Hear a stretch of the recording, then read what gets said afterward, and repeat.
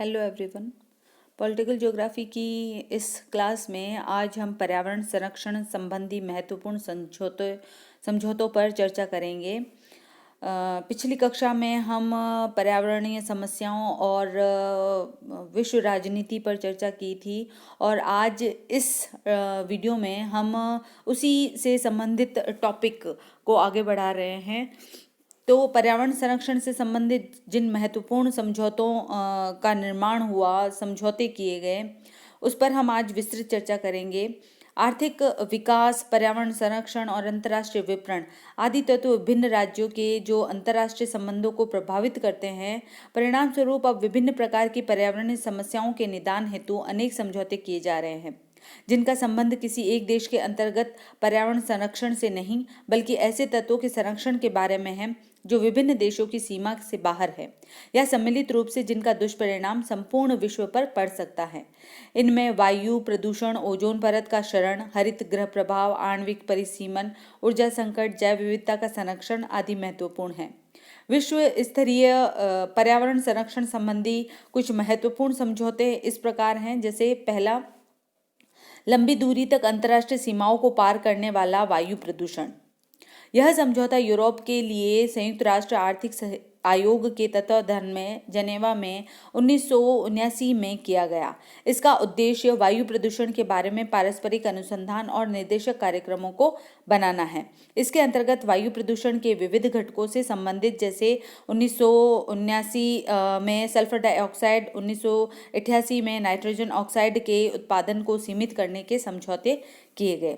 दूसरा, लंदन अपशिष्ट निस्तारण समझौता। यह संयुक्त राष्ट्र के अंतर्राष्ट्रीय समुद्री संगठन के तत्वावधान में 1972 में अपनाया गया। इसके सदस्य देशों की संख्या 66 है। इसका मुख्य उद्देश्य पारस्परिक रूप में रेडियोधर्मी पदार्थों को महासागरों में जमा करने को प्रतिबंधित करने का रहा है, लेकिन अब सभी प्रकार के औद्योगिक अपशिष्टों को समुद्र में निक्षेपण को प्रतिबंधित करने का है। तीसरा, विलुप्त होती जा रही जैव प्रजातियों के अंतर्राष्ट्रीय व्यापार पर प्रतिबंध। विश्व के 108 देशों ने 1973 में इस संबंध में समझौता किया। इसका उद्देश्य विलुप्त होती जा रही जैव विविधताओं और जैव प्रजातियों से संबंधित किसी प्रकार के उत्पादन और आयात निर्यात पर प्रतिबंध लगाना है। चौथा है व्हेल के व्यापार पर प्रतिबंध। इसके अंतर्गत 1982 में व्हेल के अंतर्राष्ट्रीय व्यापार पर प्रतिबंध लगा दिया गया ताकि इस प्रजाति को संरक्षण दिया जा सके। पांचवा है हानिकारक अपशिष्टों के निर्यात पर प्रतिबंध। यह 1989 से लागू किया गया, जिसके अंतर्गत विभिन्न देशों द्वारा अपने हानिकारक औद्योगिक अपशिष्टों को किसी दूसरे देश को निर्यात करने के पहले उस देश की पूर्व अनुमति लेना आवश्यक है। इस समझौते के 53 सदस्य देश हैं।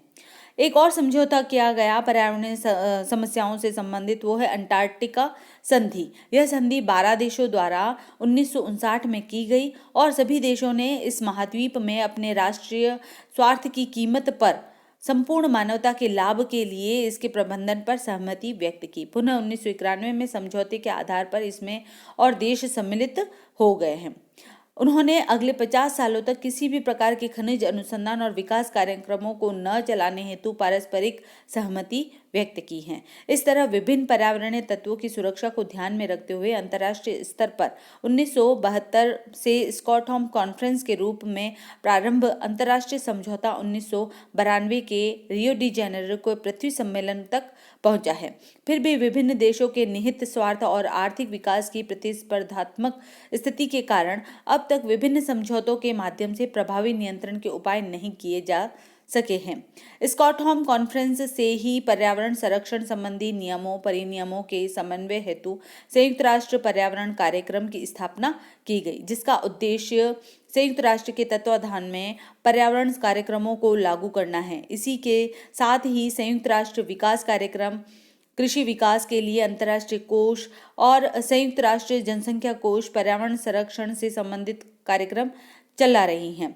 अभी तक इन संस्थानों द्वारा उपयुक्त वर्णित विभिन्न महत्वपूर्ण पर्यावरण समझौतों के नियमन के जो भी प्रयास किए गए हैं वे बहुत प्रभावशाली नहीं रहे हैं, क्योंकि विश्व के सभी राष्ट्र स्वतंत्र हैं और वे अपने क्षेत्र के अंतर्गत किसी विकास कार्यक्रम को चलाने के लिए स्वतंत्र है। इसलिए विभिन्न देशों के लिए किए गए पर्यावरण संबंधी निर्णयों के प्रभाव दूसरे देशों पर भी पड़ते हैं।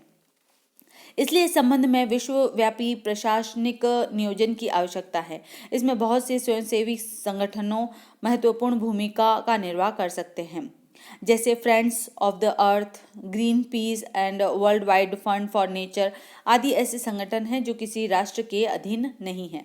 इस प्रकार प्रत्येक देश अपनी बढ़ती जनसंख्या और उसकी आवश्यकता की पूर्ति के लिए हर तरह के संसाधनों का शोषण करता है, उसके आधार पर अपने विकास कार्यक्रमों को चलाता है।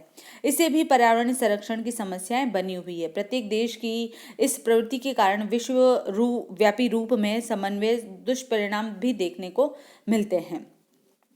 पर्यावरणीय समस्याओं उनसे उत्पन्न संपूर्ण पृथ्वी के लिए आसन खतरे को महत्वपूर्ण करते हुए 3 से 14 जून 1992 तक ब्राजील के महत्वपूर्ण तटवर्ती नगर रियो डी जेनेरो में विश्व के 178 देशों के प्रतिनिधियों का पृथ्वी सम्मेलन हुआ, जिसका आयोजन अंतर्राष्ट्रीय पर्यावरणीय